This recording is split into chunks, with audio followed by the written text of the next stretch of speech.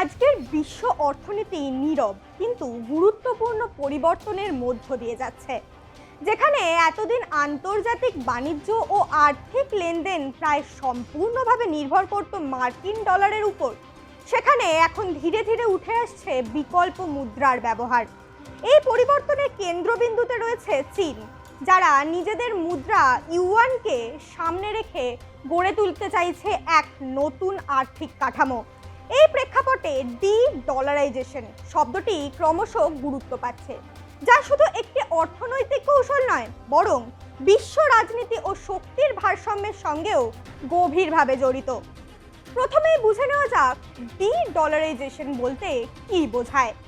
সহজ ভাষায় বিশ্ব বাণিজ্য, বিনিয়োগ এবং রিজার্ভের মার্কিন ডলারের ওপর নির্ভরতা কমানো এবং বিকল্প মুদ্রা, বিশেষ করে ইউয়ান বা অন্য দেশের মুদ্রার ব্যবহার বাড়ানোই হলো ডি ডলারাইজেশন। দীর্ঘদিন ধরে আন্তর্জাতিক বাণিজ্যের মার্কিন ডলারই প্রধান মুদ্রা। তেল থেকে শুরু করে আন্তর্জাতিক লেনদেন সব ক্ষেত্রেই ডলারের আধিপত্য রয়েছে। কিন্তু সাম্প্রতিক সময়ে চীন এই আধিপত্যকে চ্যালেঞ্জ জানাতে শুরু করেছে। বর্তমানে আন্তর্জাতিক বাজারে এক মার্কিন ডলার প্রায় 94 ভারতীয় টাকা এর কাছাকাছি, আর চীনের মুদ্রা ইউয়ানের ক্ষেত্রে এক ডলার প্রায় 7.1 থেকে 7.3 ইউয়ানের সমান। অর্থাৎ সরাসরি তুলনায় ইউয়ান টাকার তুলনায় কিছুটা শক্তিশালী হলেও ডলারের থেকে এখনো অনেকটাই পিছিয়ে। বিশ্ব অর্থনীতিতে ডলারের আধিপত্য এখনো অনেক বেশি। রিজার্ভ, বাণিজ্য ও আন্তর্জাতিক লেনদেনের তার প্রভাব অটুট, তবে ইউয়ান ধীরে ধীরে শক্তি বাড়াচ্ছে, বিশেষ করে চীনের বাণিজ্যিক প্রভাব ও কৌশলগত উদ্যোগের কারণে।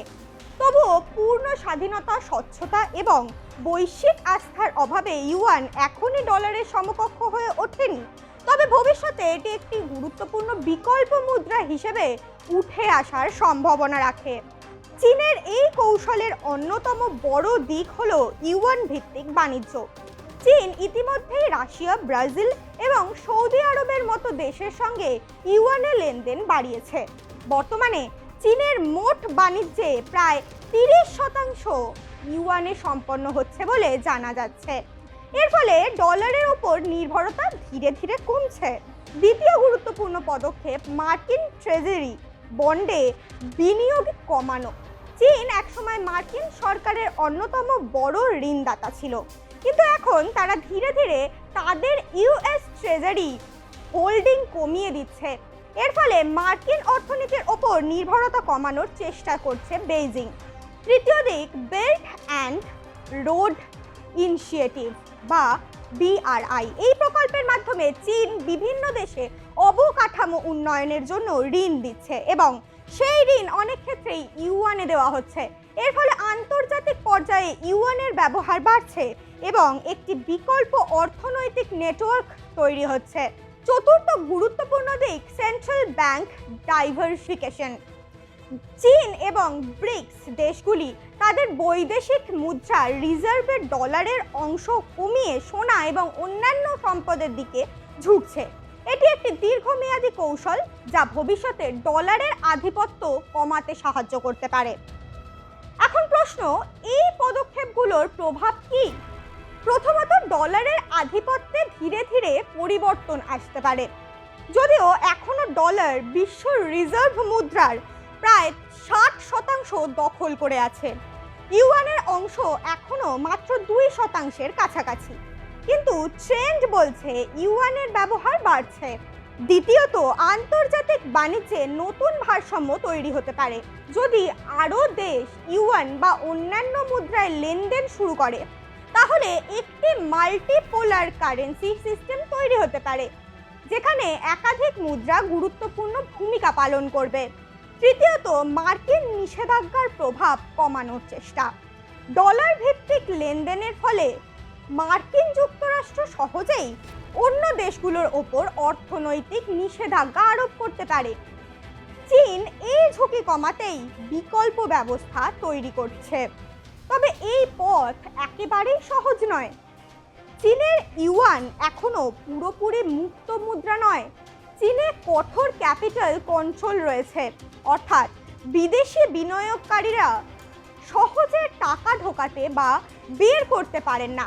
এছাড়া স্বচ্ছতার অভাবও একটি বড় চ্যালেঞ্জ। এর পাশাপাশি আন্তর্জাতিক আস্থার বিষয়টিও গুরুত্বপূর্ণ। ডলার দীর্ঘদিন ধরে একটি স্থিতিশীল এবং বিশ্বাসযোগ্য মুদ্রা হিসেবে প্রতিষ্ঠিত। ইউয়ানকে সেই জায়গায় পৌঁছতে সময় লাগবে। এখন প্রশ্ন, ভারতের মতো দেশের ওপর এর প্রভাব কি হতে পারে? ভারত ইতিমধ্যেই কিছু ক্ষেত্রে রুপি ভিত্তিক বাণিজ্য শুরু করেছে। যদি বিশ্ব বাণিজ্যে একাধিক মুদ্রার ব্যবহার বাড়ে, তাহলে ভারতের মতো দেশগুলিও ডলারের ওপর নির্ভরতা কমানোর সুযোগ পেতে পারে। তবে সতর্ক থাকতে হবে, কারণ বৈদেশিক বাণিজ্য ও মুদ্রানীতি অত্যন্ত জটিল বিষয়। একটি মুদ্রা থেকে অন্য মুদ্রায় পরিবর্তন সহজ নয় এবং এতে অর্থনীতি ঝুঁকিও হতে পারে। সবশেষে বলা যায়, চীনের ডি-ডলারাইজেশন কৌশল একটি দীর্ঘমেয়াদী পরিকল্পনা। এটি রাতারাতি ডলারের আধিপত্য ভেঙে ফেলবে না, কিন্তু ধীরে ধীরে একটি নতুন অর্থনৈতিক বাস্তবতার দিকে বিশ্বকে নিয়ে যেতে পারে। বিশ্ব কি তবে এক মেরু ডলার নির্ভরতা থেকে বহু মুদ্রার যুগে প্রবেশ করতে চলেছে? এই প্রশ্নের উত্তর সময়ই দেবে। তবে পরিবর্তনের ইঙ্গিত স্পষ্ট, আর সেই পরিবর্তনের কেন্দ্রবিন্দুতে রয়েছে চীন ও তার ইউয়ান কৌশল।